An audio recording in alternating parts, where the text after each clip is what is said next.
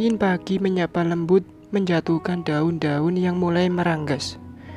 Di teras rumah yang kian sepi itu, seorang perempuan bertubuh subur menatap kosong ke arah jalanan di depan rumahnya.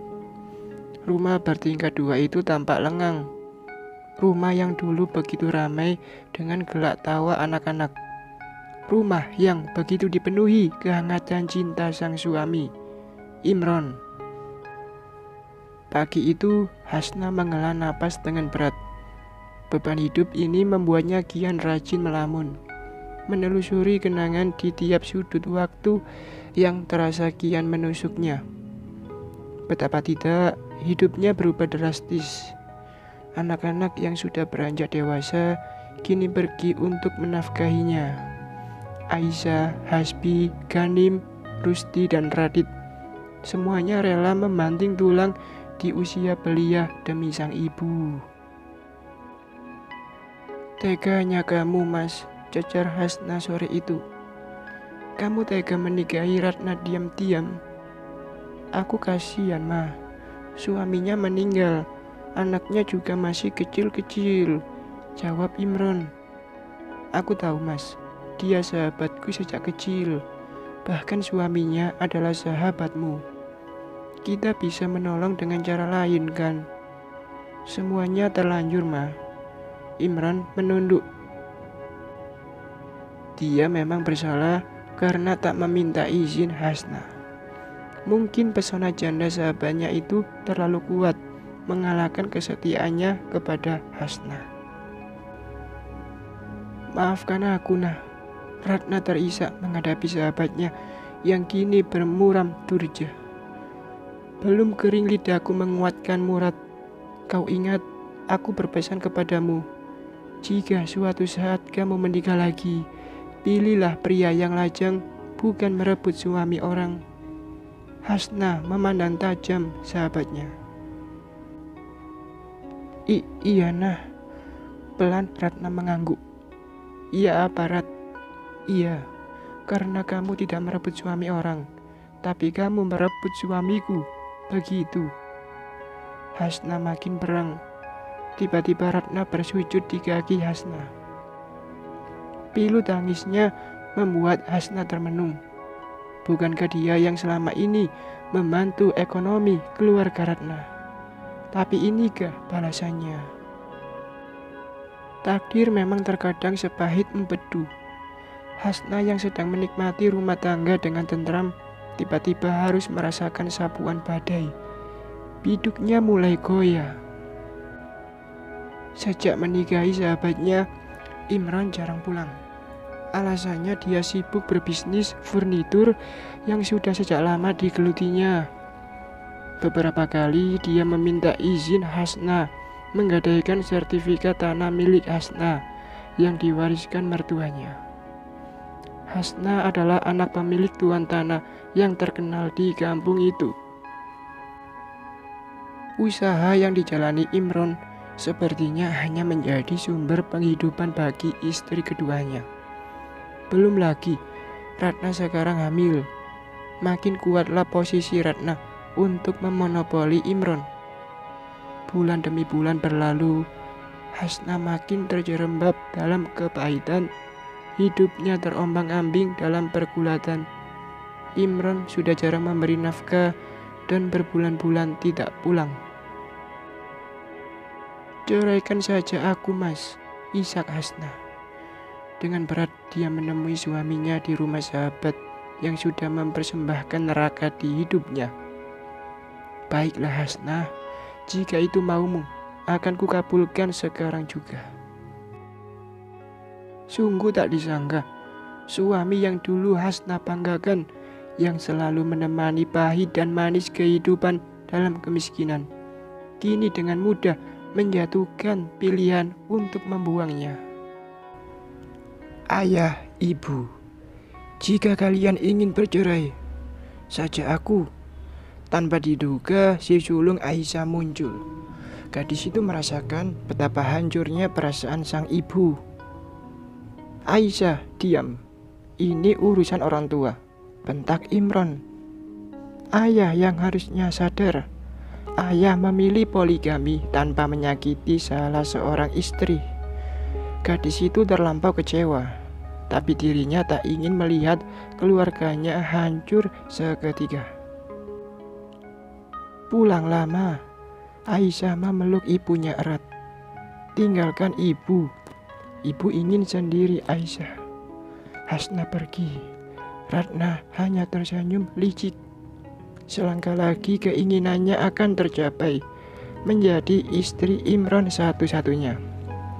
Hasna menangis di atas pusara ayahnya. Hanya di pusara itu dia bisa menumpahkan deritanya melalui isak tangis. Semua hartanya kini habis digadaikan Imron. Hasna terbaring lemah, nafasnya naik turun. Suara monitor terdengar bagai musik horor menemani kesedihan yang terlihat di mata anak-anaknya. Imron belum kunjung datang. Padahal sejak pingsannya Hasna sepulang dari pusara, dia sudah dikabari. Hasna didiagnosa dokter terkena stroke.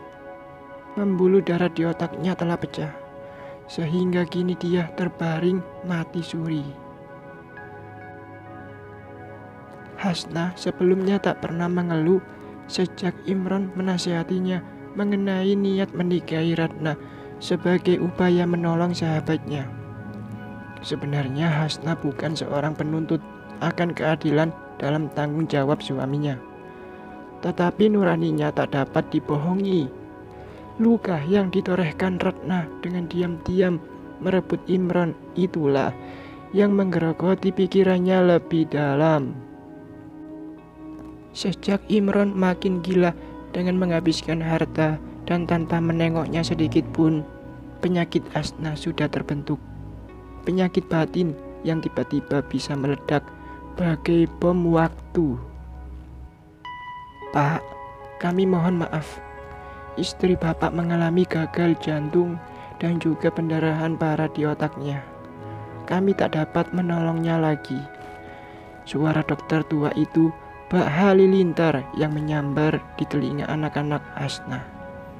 Jeritan pilu tak dapat tergambarkan menghadapi kenyataan sang ibu pergi setelah tersiksa batinnya. Imron tertegun memegang tubuh kaku yang dulu dia cintai sebagai istri satu-satunya. Ayah jahat, teriakan penuh benci kini memenuhi pendengaran Imron. Anak-anaknya memandang dengan penuh kebencian. Kini dia kehilangan anak-anak yang dulu sangat mencintainya.